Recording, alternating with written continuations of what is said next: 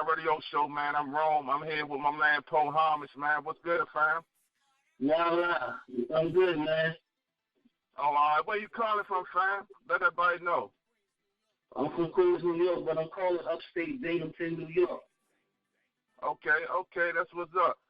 Hey, tell us a little bit about yourself, man. Well, my name's Rashid Holloman. I was born in Manhattan and raised in Northside, Queens. And I'm 30 years old. Birthday was last week. Big fan of hip-hop and stuff like that, man. Been to college, Catherine Gibbs, a little bit of FIT, graduated there. Been in the fashion industry for about a year. Johnny Handsome, Johnny Girl, and just got into music at the age of 18. So I'm looking to further my career. Okay. So let me ask you, how was your childhood growing up in hip hop? What you saying most remember about hip hop as being a child? I first learned about hip hop when I was around 8 years old. That's when my dad came in the room one day and he said that Tupac had passed. And seriously, who's Tupac? And I did my research when I was younger and found out he was a political activist. He was down with the Black Panthers. He was a rapper, actor, and that was mostly my inspiration. I had never rapped until I actually got into high school. I didn't know. I started off with poetry and stuff, but my childhood in hip-hop really didn't start until I was in high school.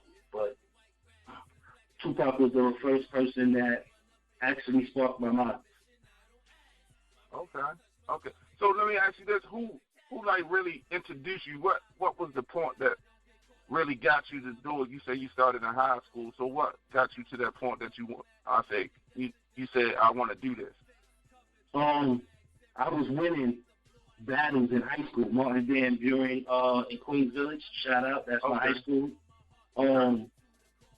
I started out with poetry. Poetry was what I was good at, and I was winning first place against students that was on the dean's list, principal's list. I was winning first place. I came in first place in 11th grade and first place in 12th grade, and I found out I got something going on here. And poetry just turned into actually rhyming over beats. Okay. And so let me. Oh, okay. Oh, go ahead, Sam. Oh, what happened? No, go ahead. Go ahead. Finish. Finish. Yeah, my dad actually got me into recording. Okay. You know, like when we used to have the cassette with the boombox with the input speaker, and I had another radio that plays the instrumental, and I had a cassette tape, and I pressed record, and I started on my first demo tape like that, and presented it to my dad, and I'm like, you the one that started me, basically getting into music as far as recording, so I was like my own little engineer back then. Okay. Let me ask you this: where did you get the name? Because I'm just curious. Poe Homage. What's the meaning? The meaning and everything behind that. Poe Homage. I first started off with the name Poetica. Okay. Poe Homage basically stands for principle over everything, respect. Homage, which means respect, and P.O.E. is principle over everything. Respect. Okay. Now, that's basically what the name means. So anything that happens in life has principle.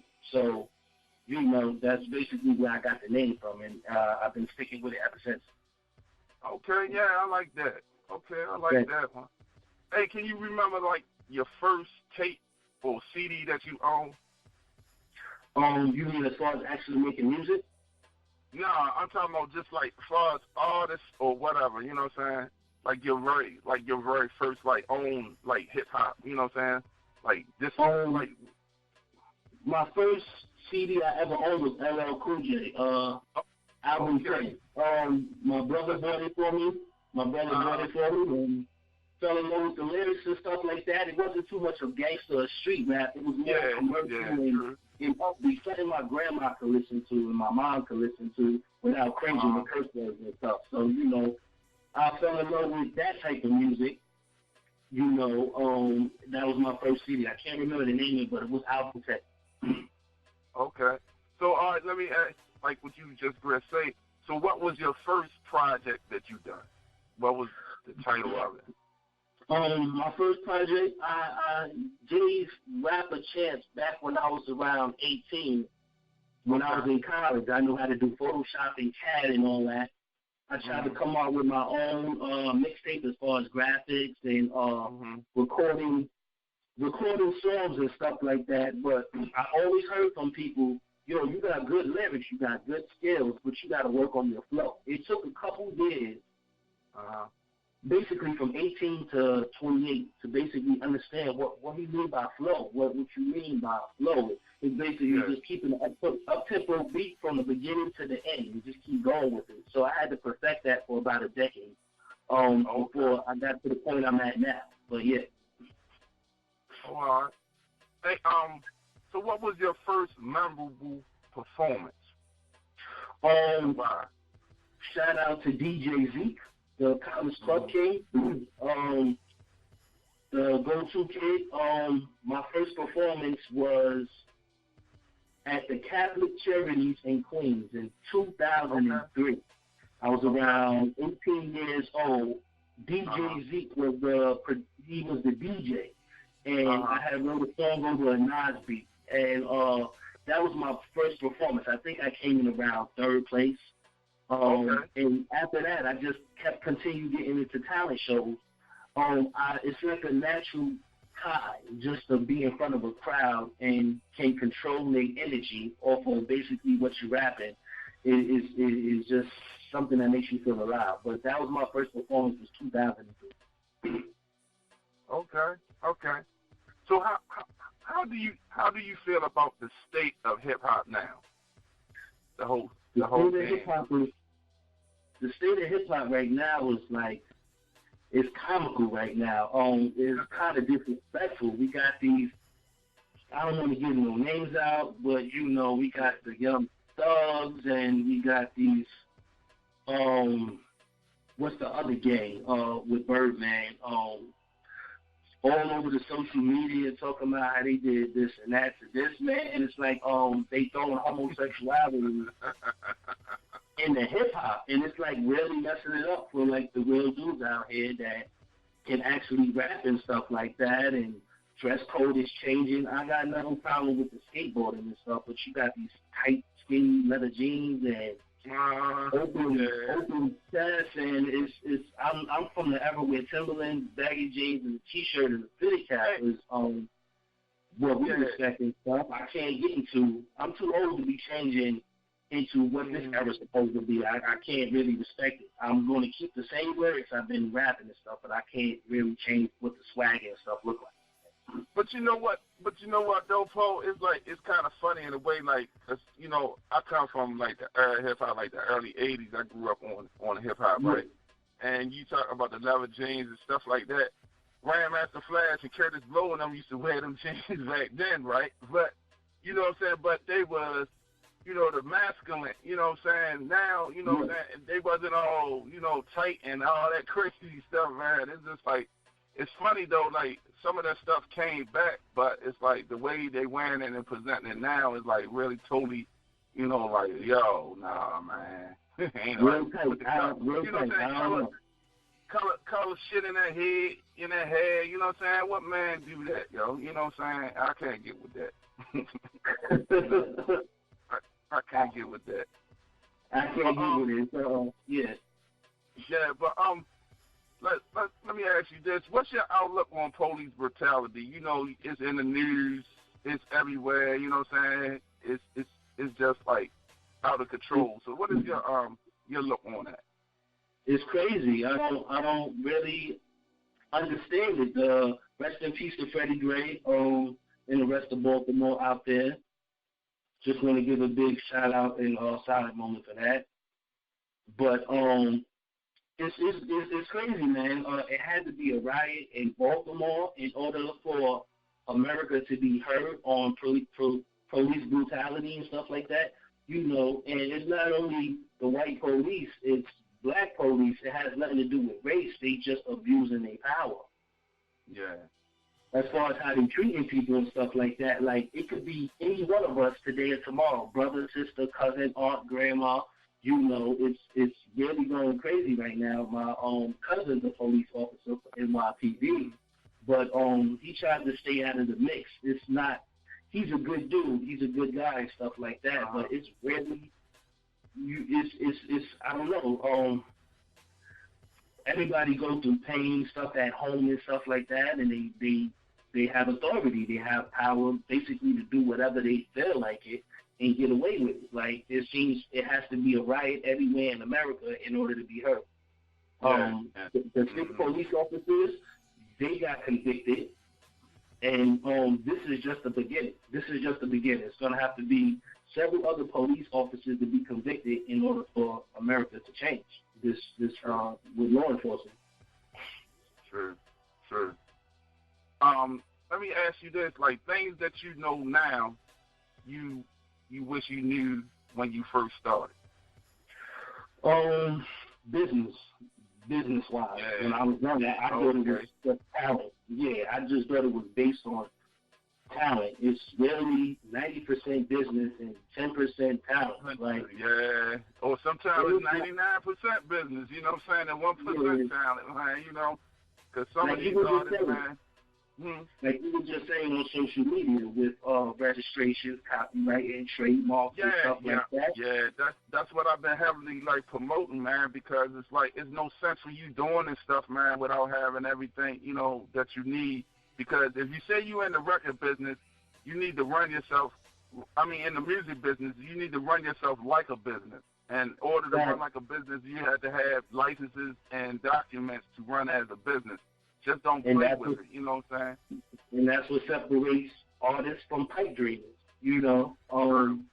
When I was younger, my mom was like, "You've been rapping for a decade. Like, when you gonna get paid for this and stuff like that?" And I just didn't know which route to take. Like, you know, I was discouraged back then because I gave the tape to G. Actually, it got into the hands of Lloyd Banks, but I got laughed at when I was young and stuff when I first started rapping because I told you the flow wasn't on point. I wish I knew how to flow way better back then like I do now and stuff like that. But business and flowing better is what I wish I knew back then like I do now. Okay. All right, like the music of the day, what you think the music of the day people more enjoy is the beat or the lyrics? I'm just saying, like, all right, we're going to go with the industry, and then we go, because I know you're in the independent music, too. So with the industry, what you think is most enjoyed, the beat or the lyrics in the industry? Things change, man. We don't got the Nas and the Rakims of today. Back then, it was about the lyrics, man. Did you hear what he said and all that?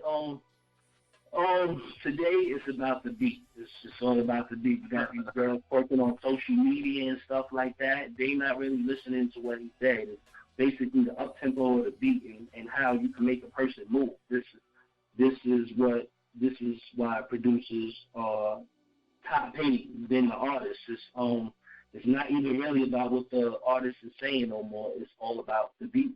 You know, just a little catchy hook, and little happy sing-along flow, and you got yourself a hit. This is what music is today, so I don't know. Yeah. All right, like, as far as, like, in the independent, you know what I'm saying, like, as far as in the independent way, what you think is more the beat or is a lot of lyrical dudes that you had came across? Independently, it's independent, and compared to major artists, it's all about the lyrics. You want to be heard. You have something that you need to say. You know, major artists, they go just as hard as independent artists before they made it. And once they got a name for themselves, they can say whatever they want now because you're a Lloyd Banks, a Fabulous, you know, and people still want to buy it because they know who you are. But for independent artists, it's all about the lyrics. It's all about the lyrics. You can have a 75% good beat, but to me, it's all about the lyrics. I'm trying to hear what you're trying to say and where you're trying to go with it. You know, I'm trying to separate a fake artist from a real artist, and that to me basically means be true to what you're saying in the lyrics, you know. So that's my point of view on that. Okay. So what would be your dream collaboration with any rapper and producer? Which ones would you like, you know what I'm saying, like to work with, you know what I'm saying, for industry or independent? I would like to work with all major artists from Queens. Let's start off in Queens first. So, you know what I mean? The Nas, LL Cool J, maybe Ali Vegas, Onyx. Onyx is basically what I grew up on. The Gun 1, Gun 2, Gun 3, Gun 4. Yeah, they used to run around Queens when I was in Jackie Robinson. They used to run around Linden and PS 15 around that area. So I would just like to work from artists from Queens. I would say Nas, if I can get to that level, or LL Cool J, you know, because he still goes to church every Sunday in Queens. So, you know, but those would be my dream collabs to start out with. Hey, ain't 50 from Queens? He's from Jamaica, Queens, right? Yeah, yes. You want to work with 50? 50, of course, anybody want to work with 50, he makes stars, you know. Yeah. He makes stars. He can go from street to commercial. So, all the rappers from Queens. I'm trying to represent Queens. They go hard. I want to represent Queens to the full. No, because you know what? It's like I remember all those artists from Queens, but when you like say about Queens, I think about him because like with 50, it's like as an artist, I like them, you know, in the beginning and everything. But one thing that stood out with me was that he's a true businessman. You know what I'm saying? Yeah. And I read a couple of his books and everything, and I like his mind state, man. It's like, you know what I'm saying, there's no B plan, it's A plan. It's always, you know what I'm saying, pushing yourself to the limit and making things happen, man. So, you know what I'm saying, I really like, you know, I really look up to him. Like you said, he just went across the board. You know what I'm saying? He got his foot in the door, and he just ran with it. You know what I'm saying? And he just didn't stay at one thing, you know. And that's what I was saying about having your business mind, because if you think you're just going to make money as an artist, you're going to be broke. This is what Mike Baggs taught me. He's an independent artist, but you know he's worth a couple grand. But he said if you just trying to think as an artist and think you're going to get paid, you're going to stay broke. You need to have your hands in different types of business ventures, stuff like that, you know, in order to keep this music going. Okay. Let me ask you this one too, Poe. How long you been with ATG? I just signed with ATG in January, and as you can see, I'm a very determined and ambitious artist. After just signing in January, I'm about to drop my first mixtape with the company in June. You know, something for fans to rock out with for the summer. So, yeah. Okay. So how your experience been on ATG so far? ATG so far, the only thing about being signed to a management company is you have to, everything is set at a certain time to be pushed or put out, you know. Yeah. As far as being independent, I can put out anything I want at any time. But as far as being in her world, it has to be dropped when she says it's a go, you know, with paperwork and everything, because she's moving around making moves happen. So it's been a good experience so far. You know, we speak on the phone daily here and there in case I got any questions or anything like that. Don't have to physically see her at the moment right now, but just the connection on the phone and where you're trying to take the music it's been a blessing so far. Okay, yeah, shout out to Betty T, man, and ATG, man, and everything, man. Because that's how, like, you know, we got hooked up, and I met artists like you know, DJ Wig, you know, Pistol Pone, and everything like that, man. I just, like, you know, they really out there doing that thing, man. I appreciate, you know, man, the networking with them. So, can you speak on any up-and-coming projects that you have going on? Right now, we have Beauty and the Struggle, my mixtape that's going to be hosted by Betty P, she's still trying to set up a DJ right now. I'm not going to throw no names out, but most likely it's going to be hosted by a Coke Boy DJ is what we're trying to aim at right now. I have one more track to do, which is the anthem song for the mixtape, Beauty and the Struggle. I don't know what site she's going to have it on and stuff, but that's the project I'm working on right now. Okay. It's 12 Tracks of Fire for the summertime, so be ready. Okay. That's what's up. Hey, you got any shout-outs or anybody, you know what I'm saying, or any other comments that you would like to make? I'd like to shout out GGI Radio. That's what's up. Ron Barrett, ATG, Betty P, and the rest of the ATG family. And to all the ladies out there, man, I'm coming for y'all, man. Hoping to get signed or something, man. I just want to keep it business and just stay on point with my flow and stuff like that, and hopefully get somewhere with this music on the next level in the next year or so. Okay, that's what's up, man. I thank you, man, for calling in and talking to us and giving us this interview, man. And nothing but success in your career, man, and keep us posted and keep us in the loop of everything that you do, you know, and like again, man, you know, keep the grind. No doubt.